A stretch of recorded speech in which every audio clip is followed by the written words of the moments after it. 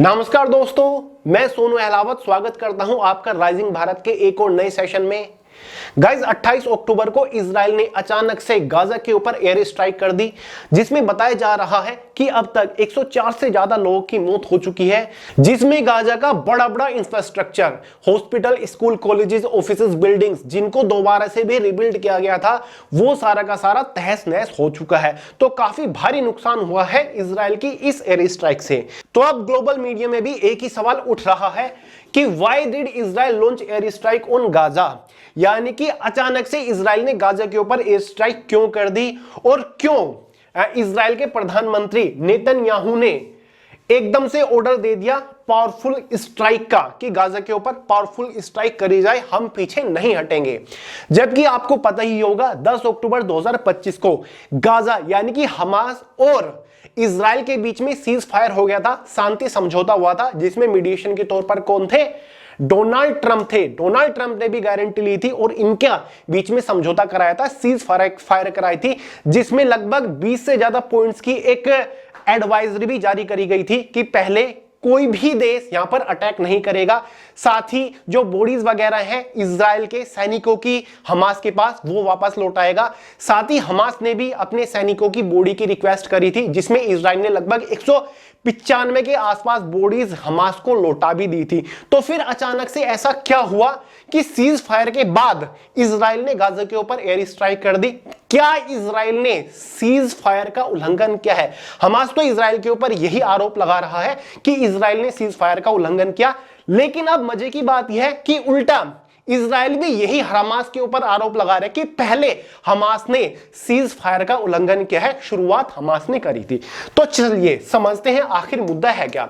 Guys map के द्वारा आप समझ सकते हैं, ये इजराइल का मैप आपको दिख रहा होगा, ये आपकी गाजा स्ट्राइप है यानी कि गाजा पट्टी है, और यहां ये जो पॉइंट दिख रहा है यहां पर है राफा। क्लियर है?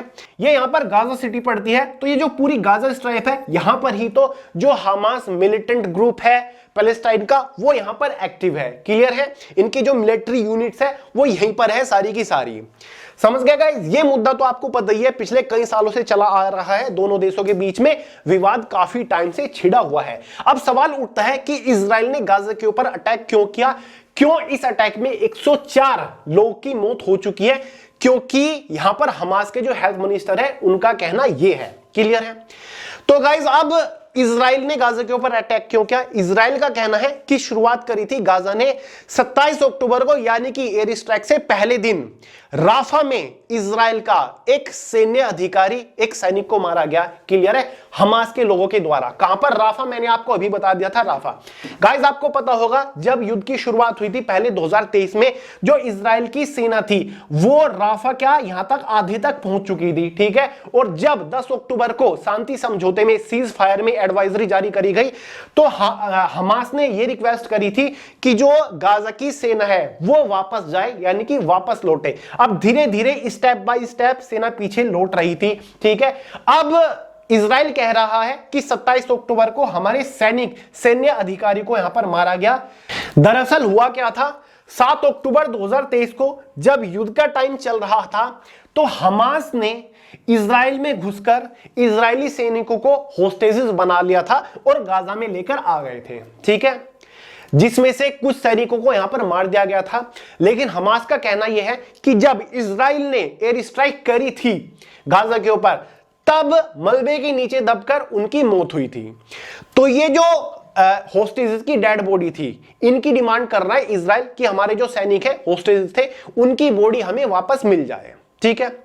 अब हमास ने कुछ बॉडीज लौटाई भी, लेकिन इजराइल क्लेम कर रहा है कि ये इजराइल के सैनिकों की डेड बॉडी है ही नहीं, ये अनआइडेंटिफाइड पैलेस्टीनियन की बॉडी है। यानी कि गाजा हमें गुमराह कर रहा है, जानबूझकर इजराइल सैनिकों की बॉडी वापस नहीं लौटा रहा है।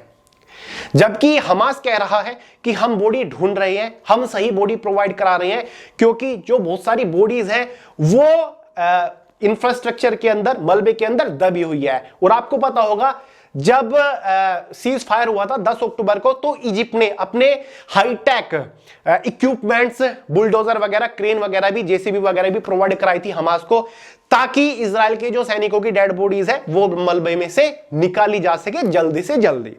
लेकिन यहां पर हमास कह रहा है कि हम डेड बॉडीज ढूंढ रहे हैं, डेड बॉडीज निकाल रहे हैं, हम जल्दी प्रोवाइड करेंगे।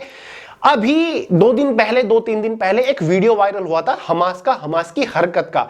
आप देखिए, ड्रोन से शूट लिया गया है और मतलब इजराइल की जो सेना है वो क्या क्लेम कर रही है, पहले आप इसे देखिए। तो इस वीडियो में क्लियरली देखा जा सकता है कि एक दूसरी बिल्डिंग से, यानी कि एक इंफ्रास्ट्रक्चर से हमास के जो लोग हैं वो एक डेड बॉडी लेकर आ रहे हैं, फिर उस डेड बॉडी को हाथों से दफना रहे हैं, फिर एक जेसीबी, एक बुलडोजर आता है, क्रेन आती है, उससे मिट्टी उस बॉडी के ऊपर डाली जा रही है। फिर उसके बाद हमास के जो लोग हैं एक कैमरामैन को लेकर आते हैं कि भाई अब तुम शूट करो। उसके बाद उसी बॉडी को जेसीबी के द्वारा, बुलडोजर के द्वारा निकाला जा रहा है। ठीक है, यानी कि हमास के लोगों को प्रॉपर पता है कि सारी की सारी डेड बॉडीज कहां है। वो बॉडी मलबे में से नहीं निकाल रही, एक अलग इंफ्रास्ट्रक्चर से, दूसरी बिल्डिंग से निकालकर लेकर आ रहे हैं। और ये एक ड्रोन शॉट लिया गया था जहां पर हमास की हरकत देखी गई थी। तो यही चीज दिखाकर इजराइल हमास के ऊपर आरोप लगा रहा है कि जब हमास अपनी हरकतों से बाज नहीं आ रहा है तो हम तो एयर स्ट्राइक करेंगे, और ये हमने कोई सीज फायर का उल्लंघन नहीं किया, ये तो हमारा रिएक्शन था हमास की हरकत के ऊपर। क्योंकि हमास ने एक तो हमारा 27 अक्टूबर को मिलिट्री अधिकारी मारा, उसकी मौत हुई उनकी वजह से, ठीक है, उसकी हत्या करी, और दूसरा ये हरकत कर रहा है हमास जब सीज फायर में ये सारी चीजें हुई थी। गाइस, सीज फायर का आपको पता ही है 10 अक्टूबर को हो गई थी। उसके बाद 13 अक्टूबर को इजिप्ट में अलग अलग देशों के लीडर्स को बुलाया गया था, जहां पर पाकिस्तान के प्राइम मिनिस्टर शहबाज शरीफ को बुलाया गया था।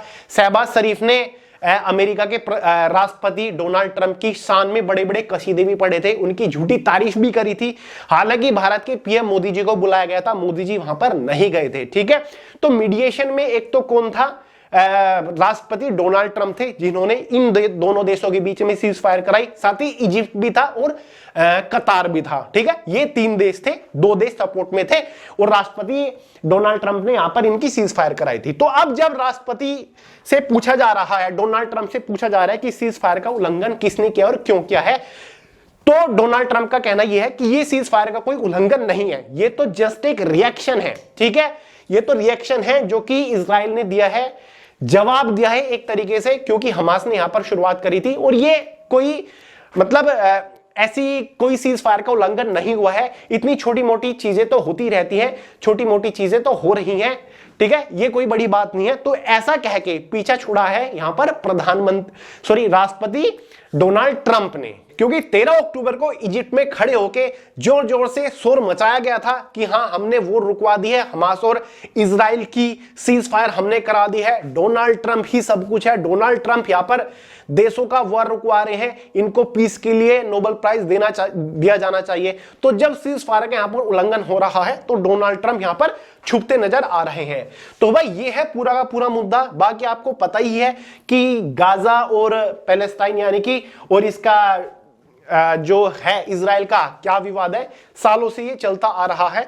बस हालांकि बात ये थी कि 10 अक्टूबर को सीज फायर के बाद इजराइल ने गाजा के ऊपर अचानक से अटैक क्यों किया, तो ये था अटैक करने का कारण। तो यहां से कहा जा रहा है कि अब हमास भी शांत नहीं बैठेगा, हमास भी जरूर इसका कोई ना कोई रेस्पॉन्स करेगा और इसका जवाब देगा। देखते हैं होता है क्या है, क्या दोनों देशों के बीच में दोबारा से युद्ध की स्थिति बन चुकी है, दोबारा से एक बड़ी वॉर सिचुएशन शुरू हो चुकी है, दोनों देशों के बीच में दोबारा से वॉर शुरू हो सकता है या फिर नहीं, ये चीजें अब देखना बाकी है। हालांकि हमास ने 15 बॉडीज ही इजराइल को लौटाई हैं और 13 बॉडीज अभी भी लौटाना बाकी है, जबकि इजराइल ने 195 पैलेस्टीनियन की बॉडी वापस लौटा दी है। चलिए दोस्तों, इस सेशन में इतना ही था। अगर आप नए हो, आपको नहीं पता इजराइल और हमास का विवाद क्या है, तो कमेंट करके बताइएगा। एक नेक्स्ट सेपरेट वीडियो में सारी चीजें शुरू से मैं आपकी क्लियर करा दूंगा, क्योंकि ये पॉइंट काफी इंपॉर्टेंट है हर एक कॉम्पिटिटिव एग्जाम के पॉइंट ऑफ व्यू से। ठीक है गाइस, तो चलिए सेशन को शेयर कर दीजिएगा, नए हो सब्सक्राइब कर लीजिएगा राइजिंग भारत को। मिलते हैं अगले सेशन में बहुत जल्द, तब तक के लिए जय हिंद।